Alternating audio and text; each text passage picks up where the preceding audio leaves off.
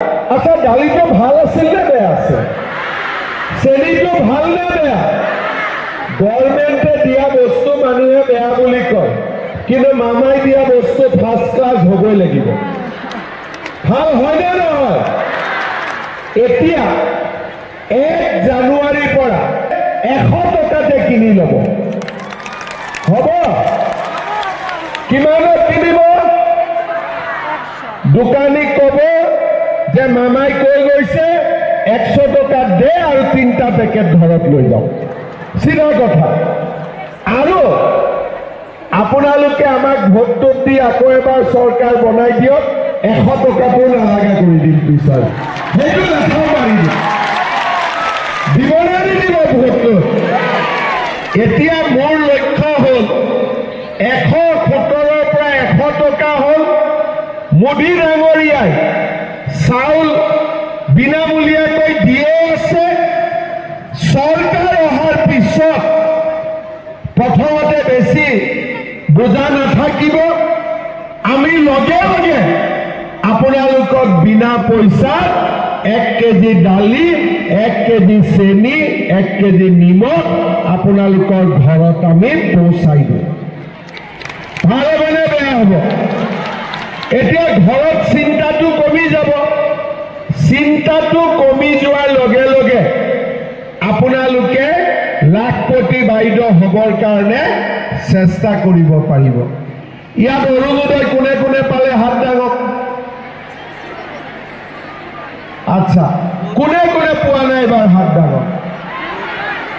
এতিয়া এই যোনে যোনে হাত দাঙিছে, কাৰোবাৰ ঘৰত যদি কোনোবাই পাইছে, দুজনে নাপায়, গতিকে ঘৰত এগৰাকীও নোপোৱাখিনি হাত দাঙক।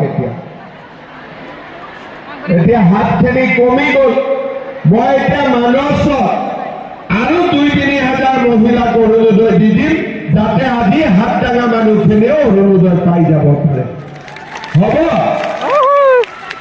এতিয়া যিসকলে অৰুণোদয় পাই আছে, 1 জানুৱাৰী তাৰিখে মই টিভিত কিবা এটা কম শুনি থাকিব, আৰু এটা গৰম গৰম উপহাৰ আপোনালোকক মই দি দিম। ভাল হ'বনে বেয়া হ'ব? সঁচাকৈ কওকচোন, ভাল হ'বনে বেয়া হ'ব? ভাল হ'বনে নে? সেইফালে চবফালে ভাল হ'ব? বঢ়িয়া। এনেকৈয়ে আমাৰ ভাল হৈ থাকিব লাগে। ল'ৰা ছোৱালী ডাঙৰ হ'ব, চাকৰি পাম, তাকো ঘোষ দিব নালাগে। হয়নে নহয়? ল'ৰা ছোৱালী কলেজত পঢ়িব, এডমিশ্যনৰ পইচা দিব নালাগে। ল'ৰা ছোৱালী কলেজ স্কুলত পঢ়িব, নিযুত মইনা আঁচনি থাকিব, অসুবিধা একো নাই। বাক্সাত নতুন নতুন ৰাস্তা বনিব, দলং বনিব, যাতায়াতৰ অসুবিধা নাই। অৰুণোদয় পাম, বিনামূলীয়াকৈ চাউল পাম, 1 কেজিকৈ দালি, নিমখ, চেনি পাম, আৰু লাখপতি বাইদেউ হ'বৰ কাৰণে 10,000, 25,000 আৰু 50,000 টকালৈকে আমি চৰকাৰৰ পৰা সুবিধা পাম। আগতে এইবোৰ আঁচনি আপোনালোকে পাইছিলে নেকি? যোনে যোনে পাইছিলে হাত দাঙক। নাই পোৱাটো ইমান লাহেকৈ কিয় ক'লে? এতিয়া কোনে কোনে আগতে একো পোৱা নাছিল তেওঁলোকে হাত দাঙক। এতিয়া চাওক, আগতে আপোনালোকে নিজে হাত দাঙিলে যে চৰকাৰৰ পৰা আগতে একো পোৱা নাছিল। আজি আপোনালোকে চৰকাৰৰ পৰা সকলো পাইছে। এগৰাকী মহিলাই হিচাপ কৰক, 1250 টকাৰ অৰুণোদয়, 20 কেজি চাউল পালেও 800 টকা, লগত যদি উদ্যমিতা পাইছে আৰু 10,000 টকা। ছোৱালীজনী যদি কলেজত পঢ়িব গৈছে আৰু 1200 টকা। আগতে আমি কেতিয়াও চৰকাৰৰ পৰা একো পোৱা নাছিলোঁ। আজি আমি চৰকাৰৰ পৰা সকলো পাইছোঁ। যিডাল গছ পুলি আমি আজি ৰুইছোঁ তাত যদি আমি পানী ঢালোঁ, সাৰ দিওঁ, অহাবাৰ আমি আৰু বেছিকৈ পাম আৰু আপোনালোকে মনত আৰু আনন্দ পাব। আজিতো ৰাতিপুৱা 5টাত আহিছে, অহাবাৰটো আপোনালোকক মই যেতিয়া 25,000 টকা দিব আহিম, আপোনালোকক 4টা বজাত আহি যাব, ময়ো 6টা বজাত আহি যাব। তেতিয়া বেছি দেৰি ৰখি থাকিব নালাগে, হ'ব?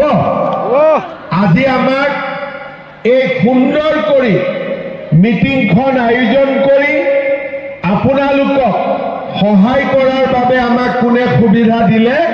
হাগ্ৰামা মহিলাৰী ডাঙৰীয়াই দিলে। তেখেতৰ কাৰণেও এটা ডাঙৰ হাত চাপৰি। আজি আমি সকলোৱে লগ লাগি আমাৰ BTC, আমাৰ অসমৰ উন্নয়নৰ বাবে কাম কৰিছোঁ। আজি আমাৰ মানসত মানস অভয়াৰণ্য আছে।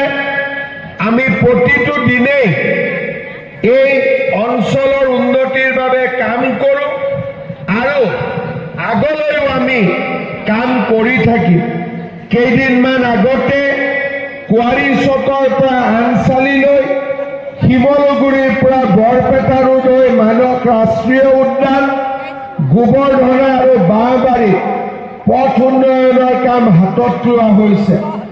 মানস সমষ্টিত 27,891 গৰাকী মহিলাক অৰুণোদয় আঁচনি দিয়া হৈছে। আমাৰ ইয়াতে প্ৰায় 1,91,108 গৰাকী লোকক আমি ৰেচন কাৰ্ডৰ জৰিয়তে সহায় কৰিছোঁ।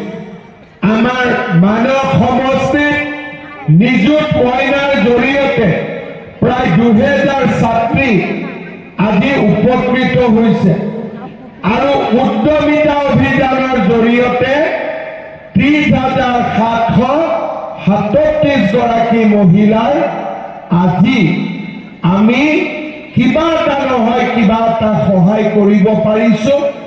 আপোনালোকে বহু দিনৰ পৰা ৰখি আছিলে 10,000 টকাটো কেতিয়া পাম। আজি আমি সকলোৱে 10,000 টকাটো লৈ ঘৰলৈ যাম। নে নললেও হ'ব? নললে হ'ব নেকি? আজি যদি চেক নোলোৱাকৈ যায় নহয়, ঘৰৰ মানুহজনে যিটো জোকাব, গৈছিলি নহয় ৰাতিপুৱা 5টাত, পালি মজা। এতিয়া জোকাবনে নোজোকাব? সেইকাৰণে আমি সুন্দৰ কৰি চেকখিনি বিতৰণ কৰিম। গোটৰ সভাপতিসকলে হাত দাঙকচোন। সভানেত্ৰী যিবিলাক গোটৰ সভাপতি, সম্পাদিকা, বঢ়িয়া। বাকী বাইদেউসকল ইয়াতে বহি থাকিব। আমি প্ৰথমতে ভিঅ' বাইদেউসকলক চেকখন দিম। ভিঅ' বাইদেউসকলে গোটৰ সভানেত্ৰীসকলক চেকখন দিব আৰু গোটৰ সভানেত্ৰীয়ে আপোনালোকৰ মাজলৈ আহি আপোনালোকক চেকখিনি বিলাই দিব। ঘৰতো এইটো নকৰিব। ঘৰত গ'লে গণ্ডগোল আৰম্ভ হ'ব। আকৌ 50 টকা 100 টকাই জামেলা আৰম্ভ হৈ যাব। ঠিক কৈছো নে নাই? ঘৰত গ'লে গণ্ডগোল আৰম্ভ হ'ব। এই ইয়াতে বহি কাৰণ মই খবৰবোৰ পাই থাকোঁতো, সেইকাৰণে মই একদম বুজি পাওঁ। সেইকাৰণে ইয়াতে এতিয়া ভিঅ' বাইদেউ আমি চেক দিম। বাইদেৱে গোটৰ সভানেত্ৰীক চেক দিব। গোটৰ সভানেত্ৰীয়ে ইয়াতে আমাক চেক বিলাই দিব। কোনেও আৰু 50 টকা 100 টকা খৰচ কৰিব নালাগে। হ'ব? মই ঠিক বুদ্ধি দিছোঁ নে নাই? আৰু যেতিয়ালৈকে চেক নহ'ব ইয়াৰ পৰা বোলে উঠি নাযাওঁ আজি চেক লৈহে ঘৰত যাম। হ'ব? বঢ়িয়া। এতিয়া আপোনালোকে গোটেই বুজি পাইছে। সকলোকে মই মোৰ নমস্কাৰ জনালো, প্ৰণাম জনালো, আশীৰ্বাদ কৰিব, দোৱা কৰিব, আমাৰ কাৰণে প্ৰাৰ্থনা কৰিব, যাতে আমি সদায় এনেকে আপোনালোকৰ কাৰণে ভাল কামবিলাক কৰি গৈ থাকিব পাৰোঁ।